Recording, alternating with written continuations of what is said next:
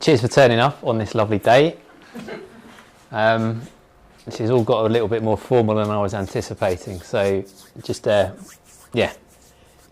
thanks for coming along. So, background studies, Hues of Labour. I'm going to underline it's work in progress, but it's a work in progress of an idea I've been working on for a couple of years, but it's really sort of started to amalgamate and mould quite nicely over the last year. So I am an associated artist with Fermynwoods Contemporary. James, would you maybe like to say a bit about... Yeah, so we commission artistic interventions across Northamptonshire. We've got based here, so we're coming to the end of our first 2 years, which was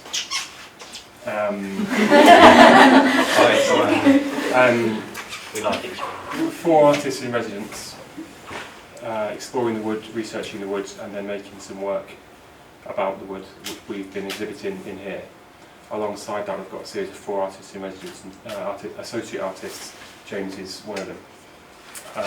James has been quite independent, and well, I'll tell you about his kind of investigation. Unhappily, we've had a little gap in our artists in residence programme, so we've had space for James to show his work in progress. Yeah, I mean, this wasn't planned, so to say. I'm grateful for the fact that it's happened. So my association with Fermynwoods has been going on almost since I can remember, since around 2006, when they were based just inside Brigstock, and that's where I met James. And long story short, I was commissioned by a local developer in Corby to, in layman's terms, document 3 estates before they got demolished, and that's where I met Kate Dyer as well in Corby. And this book here, celebrating 20 years of Fermynwoods, I'm gratefully one of the artists has been showcased in the book, and that was an image I had in the exhibition at the Water Tower, and my association with Fermynwoods continued from there, from a show on. So, and pretty much almost, well, definitely for the last 5 or 6 years, I've been working with Fermynwoods in the Fermynwoods, just outside of Brigstock, between Brigstock, Sudborough, and on the way to Oundle. There's a cottage there where I help deliver workshops for Key Stage, what, James? 3. Key Stage 3. So these are quite some disadvantaged kids, and I teach them very basic photography. I've done some digital photography, and I've done some black and white photography in the little dark rooms there. So my association, I feel quite close to this association over the years. And then in the last 3 years, I've been running workshops there and just looking at colour in the landscape, and I've been getting to notice fluorescent orange or high vis orange, the colour, and seeing how it bounces off the green landscape. And that came from a continuation of an idea that I've been running, and fortunately it's all amalgamated quite nicely to be associated artist, where over the last year I've been looking at different forms of colour. Some of you know my practice through knowing you by association, but I'm going to give you a little background of what I've been, or how I've come to this point here in this exhibition. So just really quickly, this book here, this is called London Overspill, and this is from 2008 to 2014, and this was an ongoing project of looking at new towns and expanded towns around the southeast of London that service London, and that came through the idea of working in Corby alongside Fermynwoods doing this project, and it amalgamated looking at Harlow, Hatfield, Stevenage, Milton Keynes, Hemel Hempstead. So my background is in the post-war landscape, 1948 to around 1980, pretty much when Margaret Thatcher came in. She, as Tories do, pretty much abolished everything, and then, but the big thing for Corby at that time was she opened up the free markets, and just very generalistically that meant that Britain could import really cheap steel, and Corby was one of the main manufacturers of steel in the country. So they produce steel tubing, which you would see at Stansted Airport and Old Trafford Football Ground, like big classic examples. So the cheap markets were the markets were flooded with cheap steel, which basically put an end to new towns which were built for infrastructure of the country after the Second World War, and which really did cripple Corby quite badly. So that was where the ideas. Then I went from Corby to different towns in the country, and that's pretty much summarised in that one book there. Then I went to college and studied an MA, and I started looking at a different form of, the sun's come out, different forms of post-war landscape. I started looking at brutalism, and not necessarily brutalism as such, but theories and ideas around brutalism. So this here was my MA work back in 2012, so I'll just quickly run through it. So this is pretty much a lot of my work is based around theories of brutalism, but this is one of my only really pictures of brutalist architecture. And this is the former watchtower at Folkestone, and its form follows function, and it's placed in a very specific area of the landscape, and it was put in Folkestone. It used to guide all the boat channels for the boating for the English Channel coming in and out of the country. And it was sort of looking over towards the continent. It had this nice, at one point the working title for the project was called Receding Gaze, so it's looking back over the continent which bore its existence. Very romantic idea about brutalism, but it was looking at specific placement of objects within the landscape and how I interpretate the objects and within the landscape. So then this was the second of 6 or 7 images. This is concrete foundation. This is in Daventry on a place called Borough Hill, which for me, in my brutal romantic vision, is the equidistant block of concrete within the country. And from this point, the World Service booster signal came from this point. So if you look at an old radio, you used to tune in by European cities. You used to go from Moscow to Prague to Berlin, you tune into Paris, then you tune into London, and then on most radios you'd then tune into Daventry. And from this point, the World Service was projected throughout the world, and it went out with the opening call, "This is Daventry calling." So it's almost from this central block, foundation block, the landscape is projected. This was a car park in Luton, but I was doing a little project there at the time, and brutalism, beton brute, is the external and internal, and this was almost me going into the internal of the concrete. I'm rushing through this a little bit here. Potato seed boxes, what do they have to do with brutalism? Shuttered pour concrete is very famous, where you get the imprint of the wood on the concrete. And these are shuttered boxes for potato seeds in the countryside, in the fens. But brutalism is man-made architecture by machines to the machine's fullest extent. So these, when you see the original image, which are about 40 by 50 inches high, you see stack 8 max high. So this is architecture that is in flux, which brutalism and post-war architecture is, because it gets built up, then it's decided it's not down. So post-war architecture is architecture in flux, and this is another form of architecture in flux, because this is where the tractor only has a reach of stacking 8 boxes high. So this is architecture at its fullest extent, but then it's going to come back down and be rebuilt again.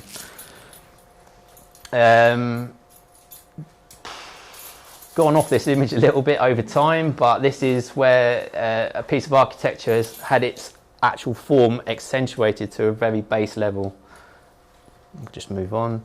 This is again going back to a specific piece of placement within the landscape. This was built during the Cold War. It was an antenna to listen to the Russians basically during the Cold War, and it's built on a exact north-south axis, and then can actually, or used to be able to tilt completely to the left, to the east, and completely to the right, to the west. This is a little dial here where it shows the angles. but it's the form following function and the exact placement in the landscape again for very specific reasons. Haystacks, energy built from the field from behind it, again influx again, and then a porter cabin, which is almost like the definition of a unit block being able to move around and service to wherever it needs to be. So then this was a follow-up piece of work I did a couple of years later, about 2014 to 2017, and just looking at these unit individual blocks that can be mass produced and moved around and how they, this is when I started reading a little bit more about phenomenology by the author and philosopher J.J. Gibson, and he devised this theory of how objects orientate you in very layman's terms. And then I was just looking at these different forms and different blocks, and this when I really started shooting on, understanding why I was shooting on the oblique and how the image can, if you're honest enough in your approach to the image, you can actually swing you around, and your thought process can actually take you around the block. And then I was just looking at different elements about the country and the island nation we're on and that mentality that it has. This is all recycled metal from the country and then only sold back into the country, so it has this really interesting cyclical nature about it, i.e. the metal's not shipped off to the China and Indian markets for recycling. So there's this really nice renewal and destruction element constantly going through my work. This is the unit size of a polystyrene block. Again, I was really interested in the imprint and going back to the shutteredness of shutter pour concrete and the surface of what a brutal object is. So everything is cut from this unit one size, shipped around and cut down to package your washing machine, etc., etc. This was carcass both sides. You can't get a full carcass because of mad cow's disease, but it's just this unit block that is quite potent within the environmental landscape at the moment, which we're seeing. And yeah, just a unit block that is for consumption and transportation. Then this is not the greatest because I took this under a fluorescent light, so the colours are a bit pissed on this, but this is the same orange that is worn by railway workers and who work on the track side. And then it's when I started looking at the orange fabric and the orange then / pink, and how these colours are on the other end of the spectrum to green, and how it is important, and almost these warning signs of orientation. This one here, it's not very clear, but this is, oh God. Here is the sheet of glass here, non-reflective glass with a slight reflection here. How we look through screens, our life's constantly through screens, through windows, through your driving, through your camera, through your phone, and how you'd never see the screen but you see the object behind it. That was another idea that went off on another parallel. Unit block of ice, very similar to the polystyrene idea. Tyre, that idea got lost a bit, but I love the image. And that was that one for that project. That was a sort of a flip side, almost internal viewpoint of the first project. So yeah, as an artist, you should always have two, three ideas on the go. So you're doing one project, when that comes to a sort of a standstill, you can push on to another project. So this project here has been an idea that I've been working on for several years now, and as I said in the beginning, it's sort of come to a little bit of a fruition and more calculated viewpoint here at Fermynwoods. So again, I've started looking at different forms within the landscape. Just warning signs, not warning signs, but just how colours and form are affecting you in the way you walk through them. So I'm going to read a tiny little bit. So object orientation or phenomenology is looking at the idea of affordances. So known in psychology and in design as affordance, the quality of an environment or an object that allows an individual to perform an action to or with it. So it's always trying to see how that object dictates you and where that stance is that you are as a photographer. So this is this image, and this image I took, this is actually in Fermynwoods, not Fineshade, but it's still within the Forestry Commission. And then started looking at the pink dots and how and why they are as such. So it's almost like the pink dots are always done at waist height, so they can always be visualized and they can always be seen. And there's always 3 dots, so they can always be seen from every side. And then just looking at working with Scott Martin here at the Forestry Commission, everything from here is a log. So when this is chopped down, because this is a plantation in essence where we are, this is a log. So everything, when this is cut, it's almost cut at this height, and without saying, a log is a log. So a log is a certain width. So a log is 18 centimeters in diameter, and then this from above up to here, when it goes to 12 centimeters, it becomes a bar. So they are, I believe, what you would then get used in fence panels, and then everything above that becomes chip. So log, bar, chip. There's this specific use of the trees in this landscape. And then it was quite interesting that I was walking around the forest with the Forest Commission, and everything here is on a pole stage, which is 20 years. So trees are planted on different times and levels, so some can grow to a certain size, but everything seems to be on a pole stage, which then quite interesting because the town of Corby next door has the pole fair, which happens every 20 years time, where they get the really intelligent locals to climb up a greasy pole to get a bag of meat at the top.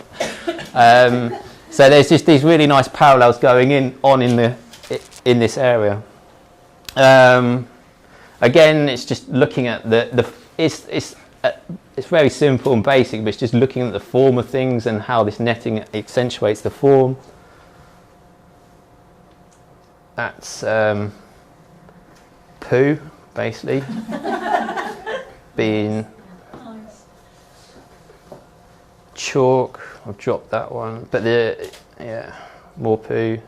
And then there's just how the form is accentuated by this netting as well. This is to stop, I believe, stop birds taking these seeds off and then again pooing them out, and then they grow somewhere else, because I believe this is again very similar to ash dye. This is like the ash dieback equivalent of the bushes.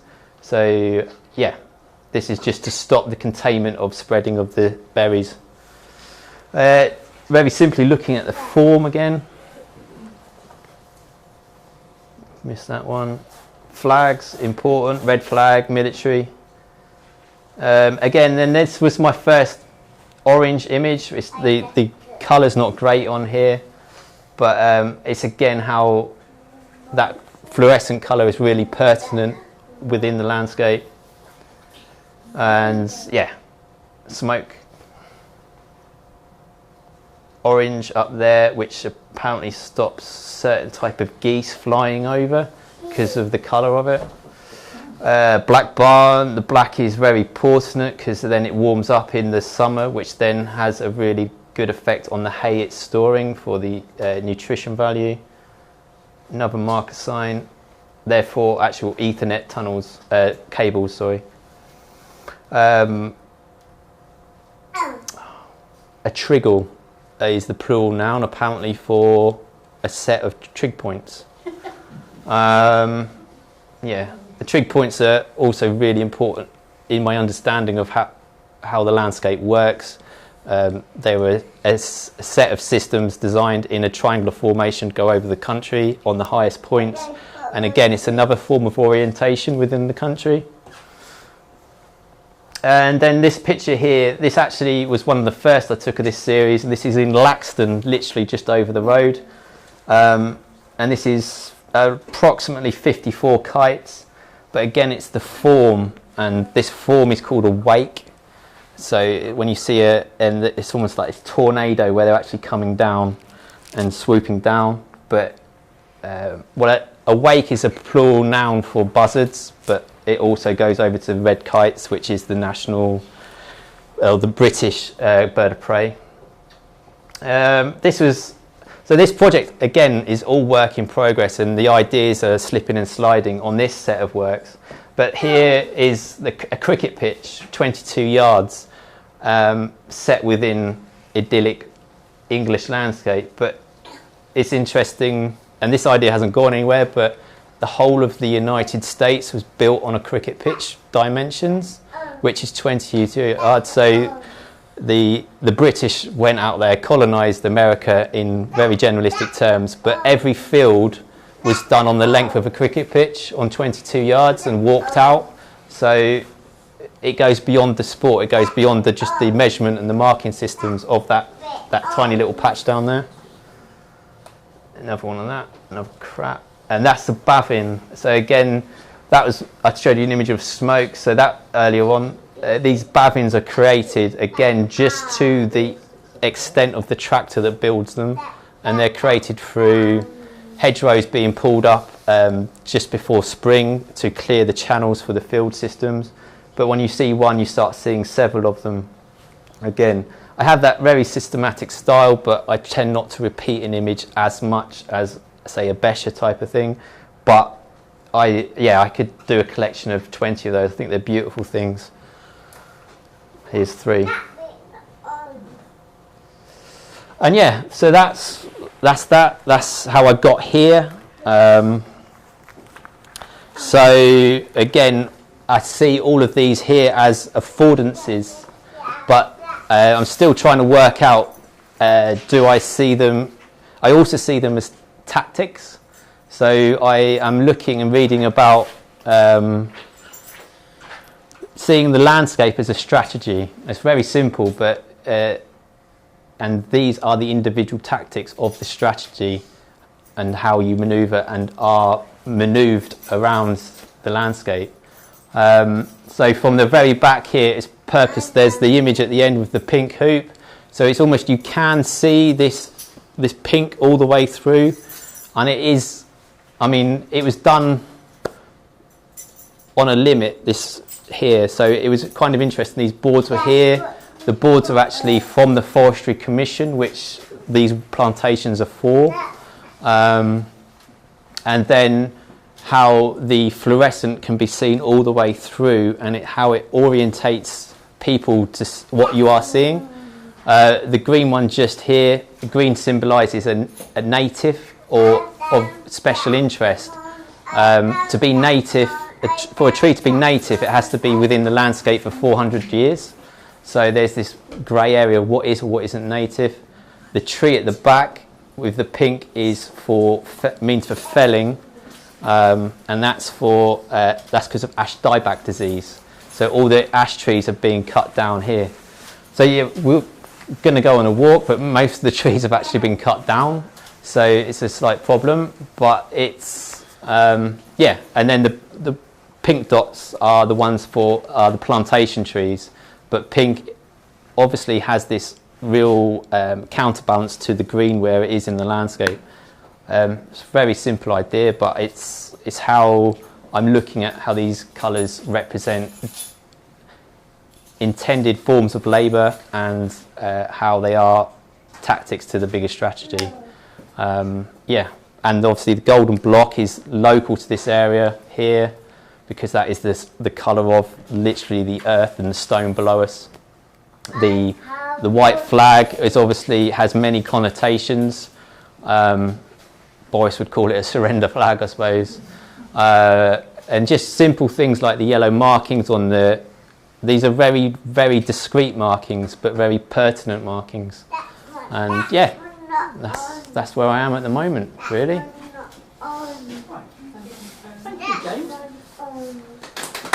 Cheers.